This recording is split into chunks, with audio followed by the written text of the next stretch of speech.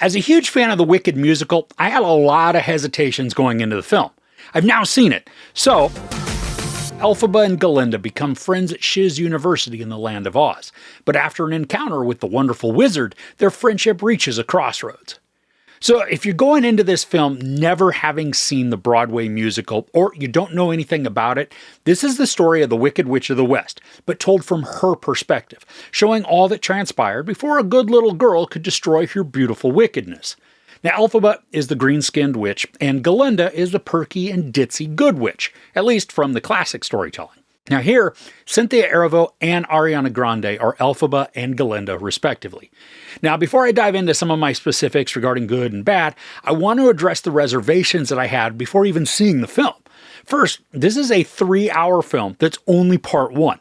And my issue is not with the length, but the fact that this would cut halfway into the story and then have a year-long intermission before coming back for the finale. Another hesitancy was the central casting.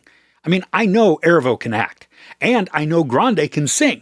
What I wasn't sure of is if they can each do the other side of the coin that's necessary to pull off these roles.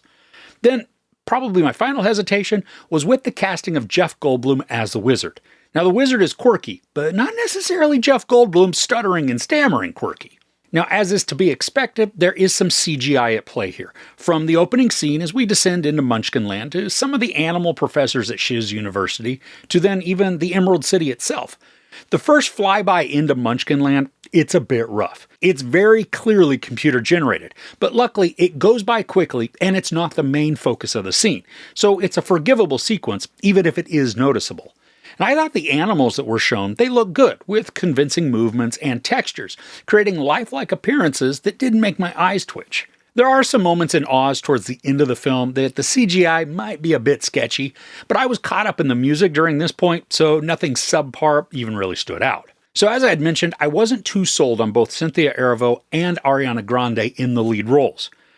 But I am extremely happy to say that I was concerned for absolutely nothing. Both actors are absolutely fantabulistic in their performances. Thanks to the camera being able to get up close and personal with the actors, they don't have to over-emote like they would if they were on stage, allowing for more subtle displays and even micro-emotions that quickly cross their eyes or face, providing just massive meaning without having to shout it out or contort their face into something excessive. And we're also treated to so many intimate emotions, like the quivering of a lip, or just a small tear escaping. The performances, they can sometimes be quiet and still intensely powerful. Now, Cynthia Erivo is brilliant in her role, expertly capturing the same energy and power as Idina Menzel, who originated the role on Broadway, but then making the character her own, showcasing her own personality and mannerisms within the scenes. And then her singing, oh, good gravy. She has an awesomely powerful voice, so full of passion that she gave me chills more than a few times. And then with Ariana Grande, I mean, yeah, she can sing, and she has the perfect voice to hit the operatic high notes that Galinda needs to reach.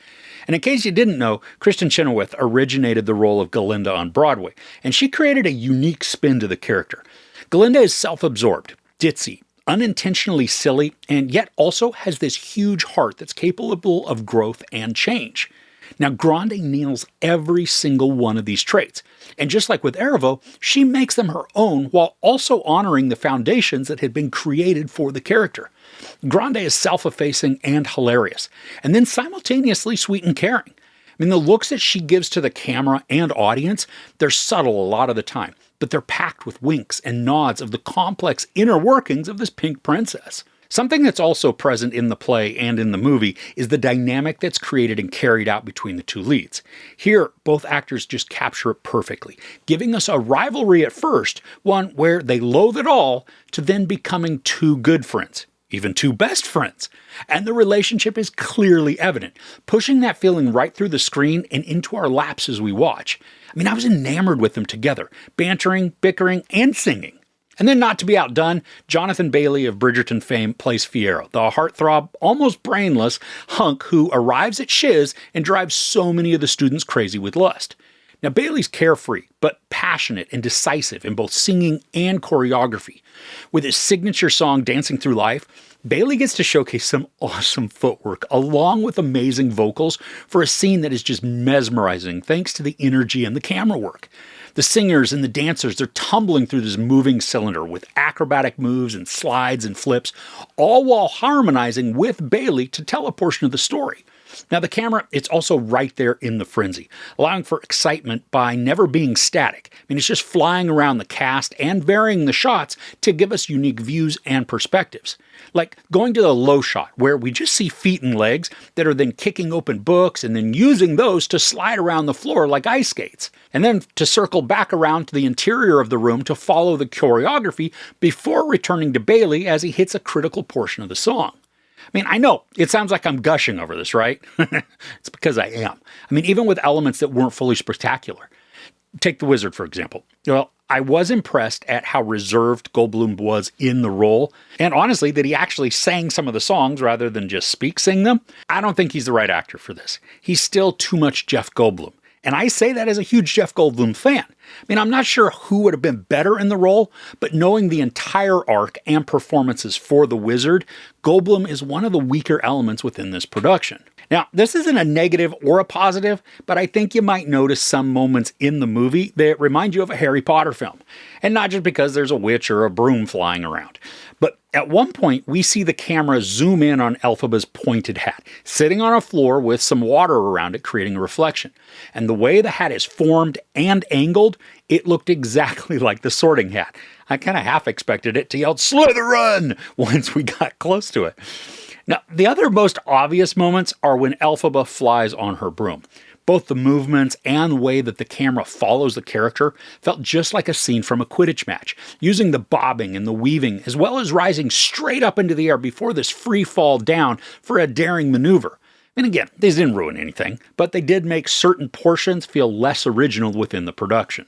Now, for me, especially because I am such a large fan of the play and the fact that I just saw it on Broadway in New York a couple of months ago, it's hard to disassociate myself from the story to see if it's missing elements that would make this lackluster from somebody who isn't familiar with the story.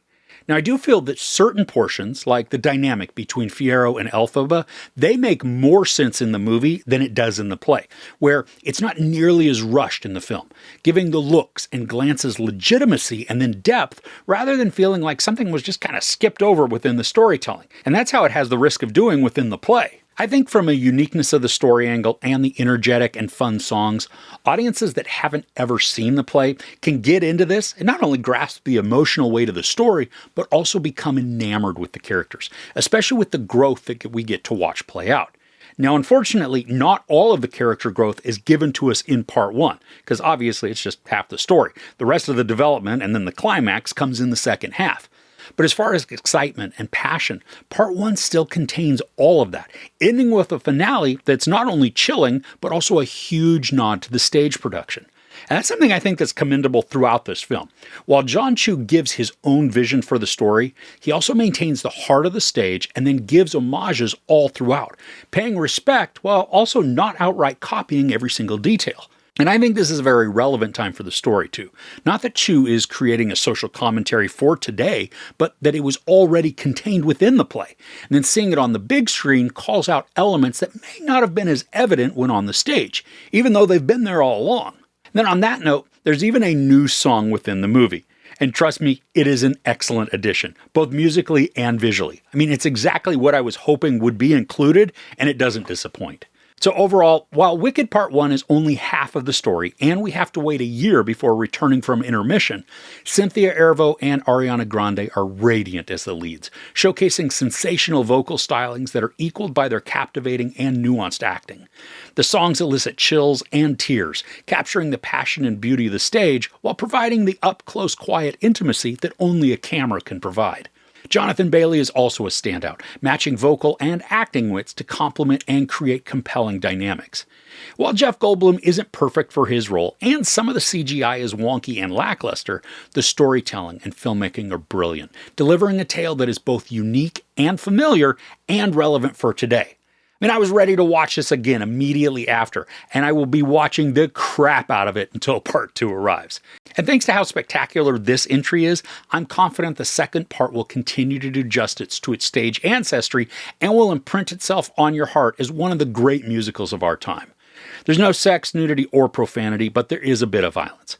I give Wicked Part 1 5 out of 5 couches. Yeah, I'm sure you're surprised at that, right?